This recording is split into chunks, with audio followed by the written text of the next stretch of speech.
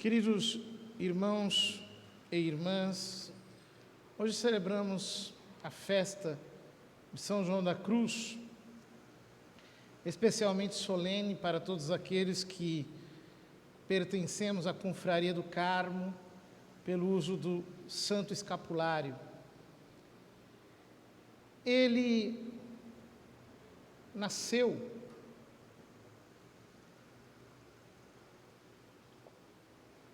em família profundamente católica, mas pobre, e viveu numa profunda penúria, um trabalho duro, nos anos da sua juventude. E isto justamente lhe fez formar o seu caráter, doce, simples, mas ao mesmo tempo determinado, firme. Aos 20 anos ele entrou para a ordem carmelita. Tomou hábito com o nome de João de São Matias. Depois, quando chegou o momento em que se ordenou sacerdote, receoso, foi se examinar para ver se achava em sua alma, ao longo dos seus anos, algum pecado mortal de que devesse se confessar para poder celebrar dignamente os santos mistérios. E não encontrou algum pecado grave. Ele então rezou e pediu a Deus a graça de nunca cometer, ao longo de sua vida, nenhum pecado mortal. E ele não apenas obteve essa graça, mas obteve uma maior ainda. Não cometeu ele nenhum pecado venial deliberado. Em todos os anos, desde a sua ordenação. Ora, como quisesse levar a vida mais perfeita e dedicar-se à oração de maneira firme, estável, São João da Cruz queria abandonar o Carmelo e tornar-se cartucho. Foi consultar-se com Santa Teresa, que já tinha começado a reforma da Ordem do Carmo. E Santa Teresa lhe disse que seria mais agradável a Deus se, ao invés de mudar de ordem, ele permanecesse na sua própria ordem com o propósito de reformá-la. E assim ele obedeceu à Santa Doutora e se tornou seu filho espiritual. Guiado pelos conselhos dela, dirigido pelas palavras espirituais tão íntimas e experientes de Santa Teresa, ele foi se inflamando num amor cada vez mais ardente a Deus, enquanto reformava a ordem carmelita.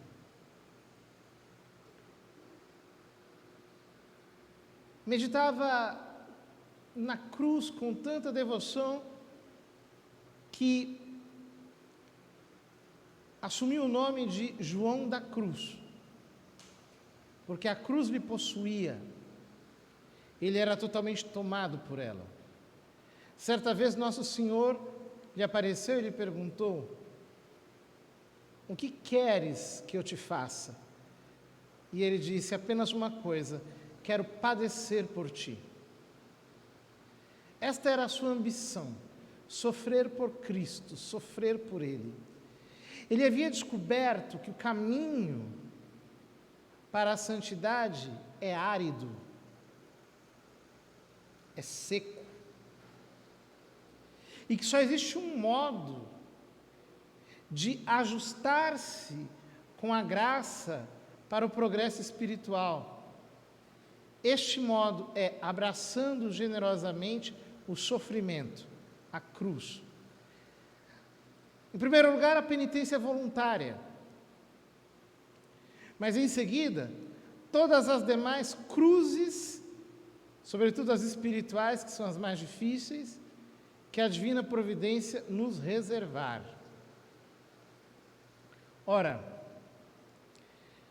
São João da Cruz foi progredindo na vida interior, a tal ponto que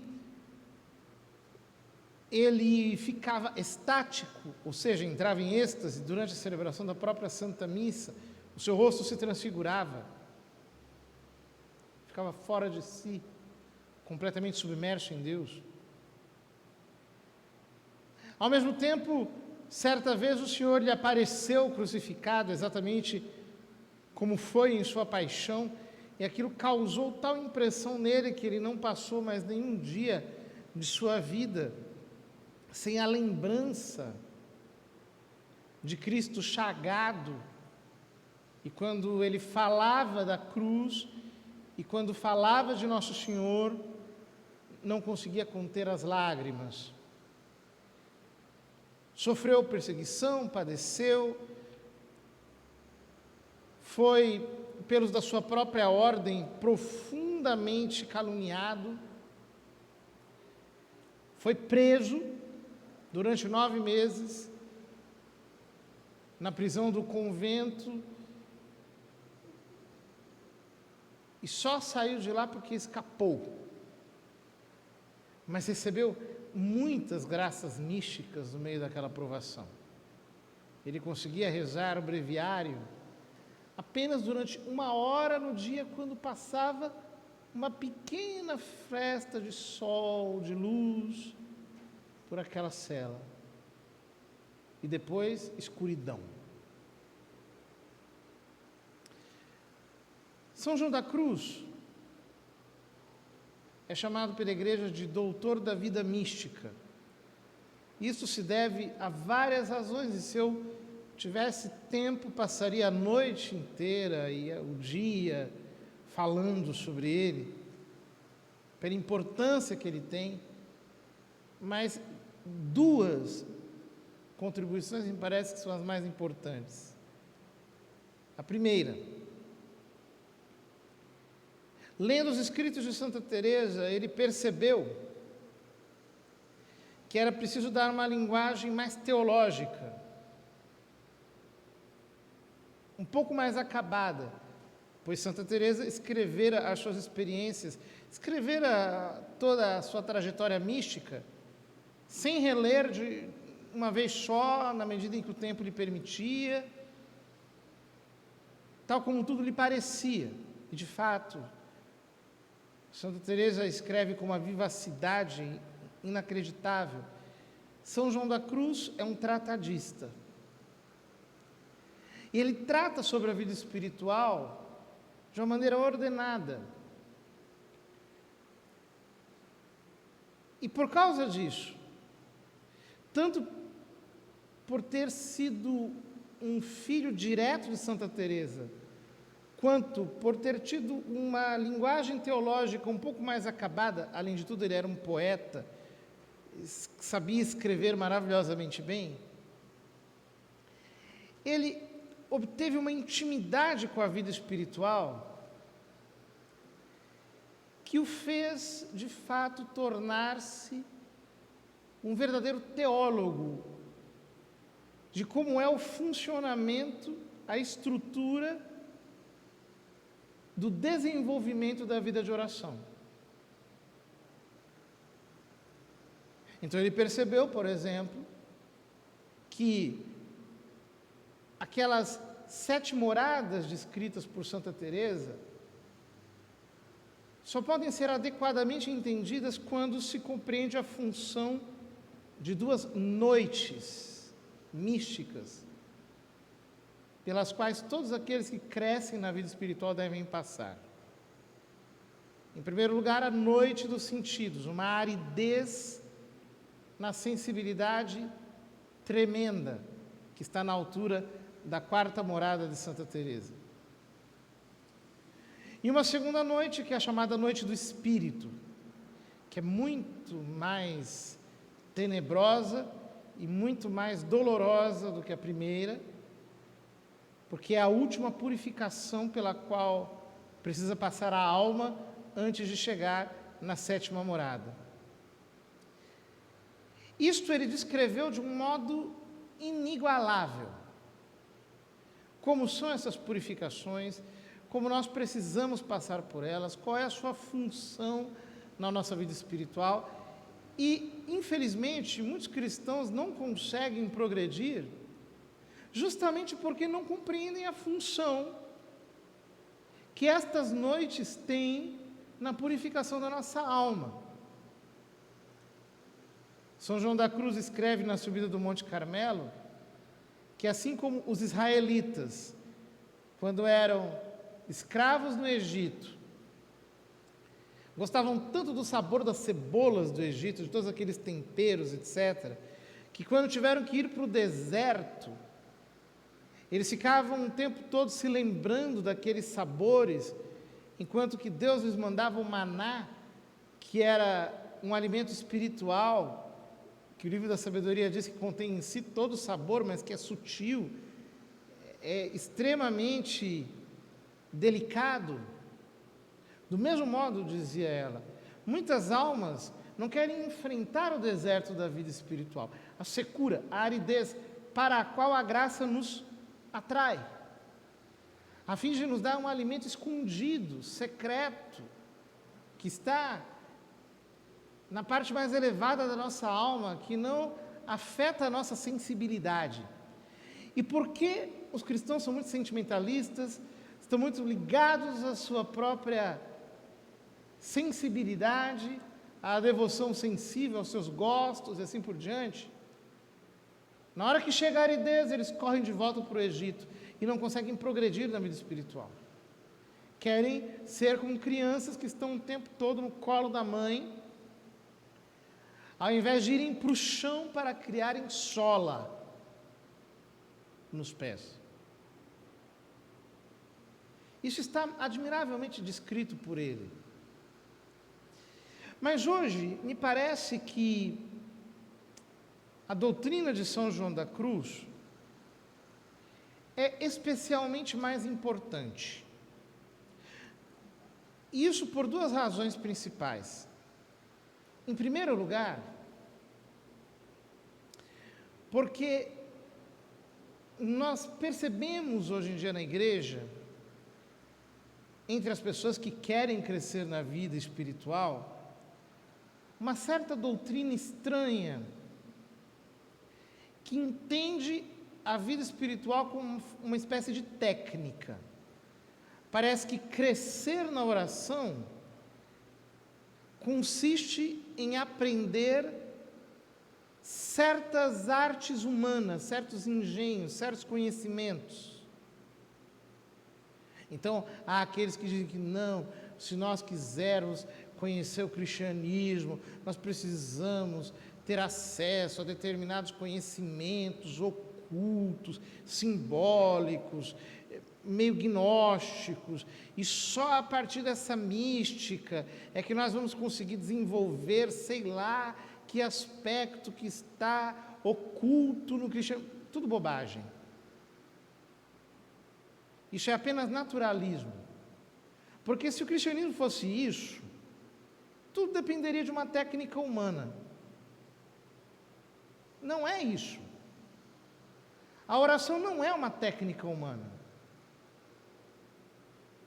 É uma obra da graça. E isso está admiravelmente descrito por São João da Cruz e Santa Teresa. Há algumas pessoas até que dizem que não, nós não podemos sequer receber os sacramentos com fruto, sem entendermos tais ou quais mistérios que estão escondidos por isso ou por aquilo. Os santos, eles cresceram na vida de oração, muitas vezes sendo simples e até ignorantes. Porque eles aprenderam a descobrir, nos sacramentos e na oração, a própria vida de Deus, na qual eles se aprofundaram. Agora, por outro lado, Existem aqueles que não progridem, que ficam como que estacionários. Por quê? Porque eles negligenciam a sabedoria escondida por trás da vida da oração, que não é uma técnica, mas é um saber espiritual que nós todos precisamos aprender. Isso sim é o que está muito bem explicado nas obras de São João da Cruz e de Santa Teresa. Ou seja, aprendemos a rezar corretamente, buscando Deus em primeiro lugar, sabendo rezar da maneira justa, ou seja, sem esse ativismo psicológico que nos faz sempre estar travados. Na subida do Monte Carmelo, São João da Cruz ensina isso de modo magnífico. Como é que nós conseguimos crer, esperar e amar de uma maneira pura, simples? Como que com a alma descansada sobre Deus.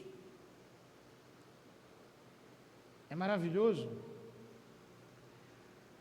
Mas muitas almas não progridem, não conseguem avançar na vida espiritual. Por quê? Porque estão o tempo todo macetando a sua vida de oração com um voluntarismo desgraçado. Parece que tudo depende do exercício da sua própria vontade, do seu próprio intelecto, e não conseguem entrar num certo nível de passividade que é necessário para que Deus possa nos levar para além dos átrios, ao interior do templo da nossa alma. Vejam quão delicado é tudo isso. Não se trata de uma técnica, mas ao mesmo tempo há uma sabedoria escondida com Cristo em Deus, que não é um conhecimento, mas que é algo muito mais íntimo, que nasce da nossa devoção, do nosso encontro. Tudo isso é uma arte maravilhosa que a maior parte das pessoas dos nossos dias simplesmente não conhece, porque está por demais encantada com 1001 ocupações terrenas e não quer gastar tempo com o amado das nossas almas. Portanto, nós precisamos pedir a São João da Cruz a graça de crescermos na vida de oração. Vejam, talvez São João da Cruz seja o único caso na história da igreja de alguém que conhecia com tal intimidade a vida espiritual, que não era alguém que passou pela porta estreita, mas era uma espécie de engenheiro da porta estreita. Então ele sabia como que a porta estreita funcionava e ele conseguia direcionar as almas para que elas pudessem se desbloquear para a vida espiritual. Na vida de São João da Cruz, escrita por Crisógono de Jesus Sacramentado, isso fica muito bem explicado. Aonde chegava, São João da Cruz ia para o confessionário. E ele começava a dirigir as almas. E as almas estavam querendo aprender com ele. Então o que acontecia? Os pecadores se convertiam. Aqueles que eram convertidos ficavam fervorosos. Os fervorosos chegavam à contemplação. As carmelitas logo viravam místicas. As prostitutas viravam carmelitas. Ele ia arranjando a vida espiritual das pessoas, porque ele sabia, com intimidade, como era o caminho que nos leva à contemplação, que é a essência mesma da santidade. Nós estamos precisando que Deus nos mande homens como São João da Cruz, que entendam a vida espiritual desse modo e que nos façam crescer na oração, porque chega de bons conselhos apenas, ou de, pior do que isso, autoajuda, né? Quando nós vamos, às vezes, procurar socorro espiritual, e só encontramos alguém que nos dá ali um conselho naturalista, talvez algo que qualquer psicólogo poderia dizer. Não é isso. Nós precisamos de algo a mais. Nós queremos chegar à contemplação. Mas para chegarmos à contemplação, nós precisamos verdadeiramente aprender a rezar. E se nós quisermos aprender a rezar, nós precisamos abraçar a cruz para sermos também nós, como São João, da cruz. Inteiramente entregues à cruz, abraçando verdadeiramente a cruz, que a maior parte das pessoas não querem abraçar, porque elas estão apenas buscando a si mesmas. A vida espiritual não é uma espécie de estética, em que eu vou para me sentir bonito, uma espécie de espelho em que eu vou para me sentir bem. Não é isso. A graça do Espírito Santo jamais se sujeitaria a tamanha vaidade. A vida espiritual é o recurso pelo qual nós aprendemos a morrer para viver apenas a nossa vida escondida com Cristo em Deus.